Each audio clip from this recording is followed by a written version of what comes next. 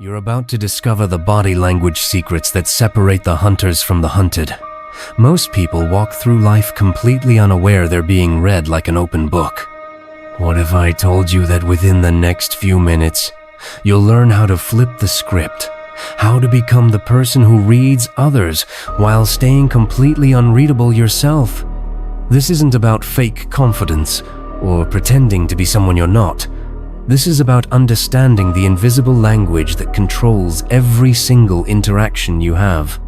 The truth is, your body is talking even when your mouth isn't, and right now, it's probably saying all the wrong things. But here's what the most influential people know that you don't. Body language isn't just communication, it's control. It's the difference between being the chess player and being the chess piece.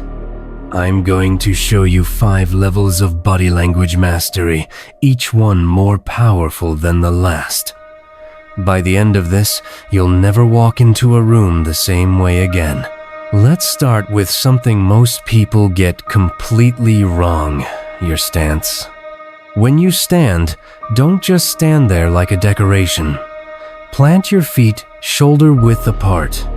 Not because some etiquette book told you to, but because it literally changes your brain chemistry.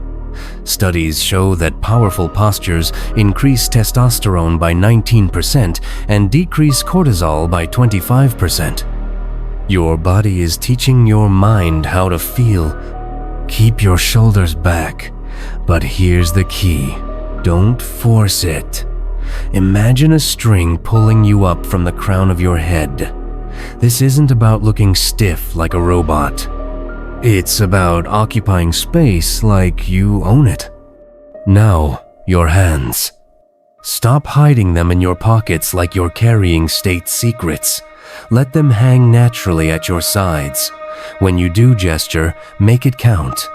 Use the space around you. Big, controlled movements signal confidence. Small, quick gestures scream nervousness. Here's something nobody talks about: the power of the pause. When someone asks you a question, don't rush to answer. Take a breath, count to 2. This isn't about being slow. It's about being deliberate. It makes people hang on your every word. Position is everything. When you enter a room, don't just find the nearest empty chair and collapse into it. Scan the room. Where's the power seat?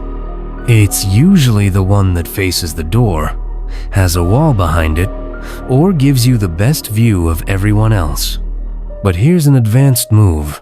Sometimes the power play is standing when everyone else is sitting. It automatically makes you the focal point.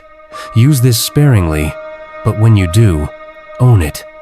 Your walking speed tells a story. Walk like you have somewhere important to be, but you're not stressed about getting there. This is called controlled urgency. It shows you're valuable enough to have priorities, but confident enough to handle them. When you're in conversation, angle your body slightly away from the person speaking. Not enough to be rude, just enough to show you're not hanging on their every word.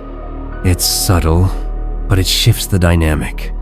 They'll unconsciously try harder to keep your attention.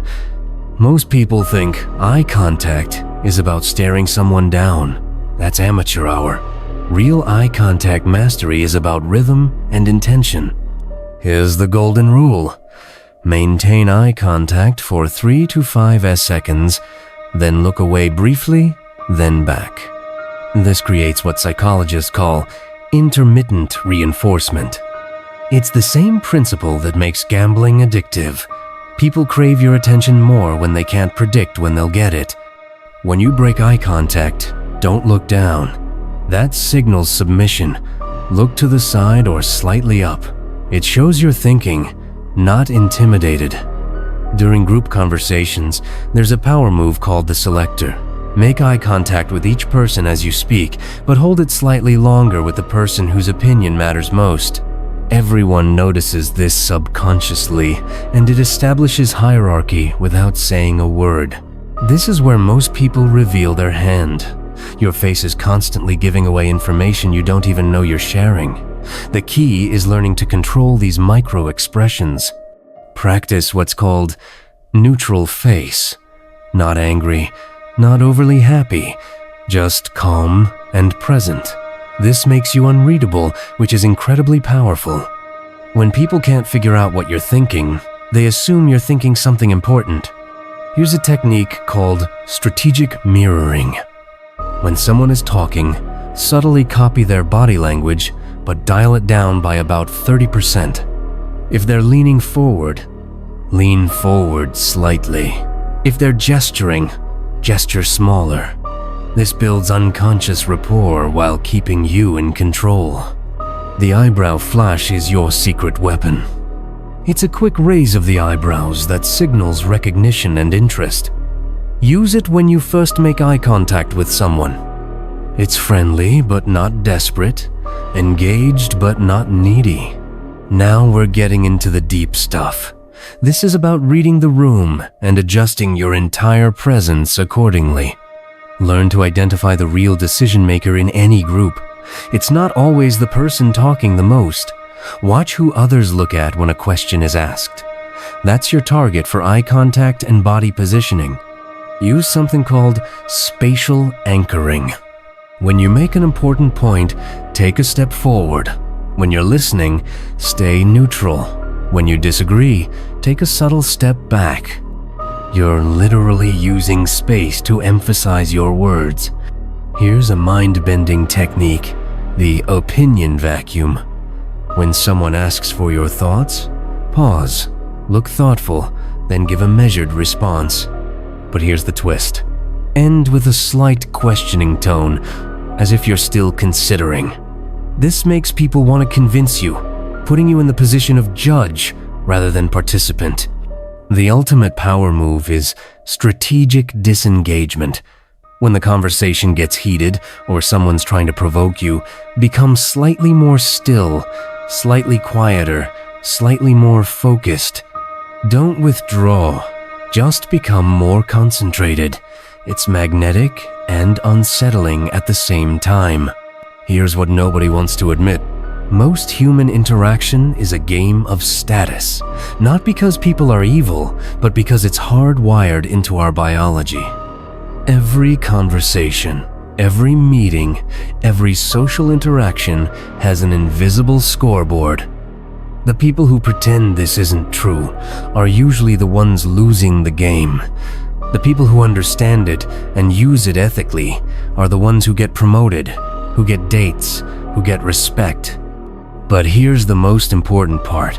This isn't about manipulation. It's about communication. You're not tricking people. You're speaking their subconscious language. You're being more honest, not less, because you're aligning your body with your intentions.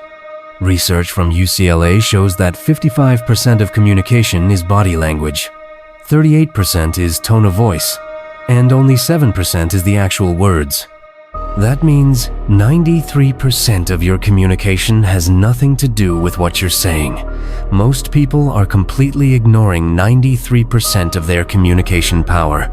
The biggest mistake people make is thinking they need to be someone else to be powerful. You don't need to become an extrovert if you're an introvert. You don't need to be loud if you're naturally quiet. You just need to be intentional with whatever energy you have. Some of the most influential people in history were quiet, thoughtful types who understood that presence isn't about volume, it's about purpose. Think about it. When someone with real authority enters a room, they don't need to announce themselves. The room just feels different. That's what we're building here. Not fake confidence, but genuine presence. Not manipulation, but influence. Not pretending to be powerful, but actually becoming powerful. Everything you've learned today is just the beginning. The real transformation happens when you start practicing these techniques in your daily life. Start small. Pick one technique and use it consistently for a week. Then add another. Remember, this isn't about perfection. It's about awareness. The moment you start paying attention to these invisible signals, you'll see them everywhere. In the grocery store, at work, in your relationships, the world will suddenly make more sense. The people who master this skill don't just get ahead in life, they get to choose how they want to show up in the world. They become the authors of their own story, instead of just characters in someone else's. Hit that subscribe button if you're ready to take control of how the world sees you.